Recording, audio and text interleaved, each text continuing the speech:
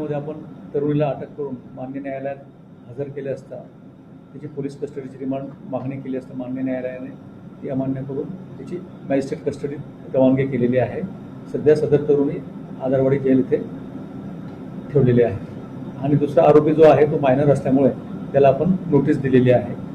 सदर तरुणीला सकाळी मान्य न्यायालयात सुट्टीचं कोर्ट असल्यामुळे लवकर हजर करण्यात आलं आहे. बातमी कुठलीही द्या पण त्याची दुसरी बाजू खात्री केल्याशिवाय देऊ नका. पोलिसांनी त्यांची कारवाई योग्य केलेली आहे.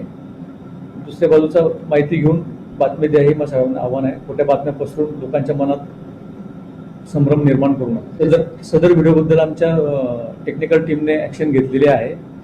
उद्यापर्यंत तो व्हिडिओ बऱ्यापैकी डिलीट होत नाही. सदर महिलेचा मोबाईल आणि ज्या वाहनातून त्याने ती क्लिक केलेली होती आपण ते गुन्ह्याचा तपास करत दोघं जप्त केलेले आहे.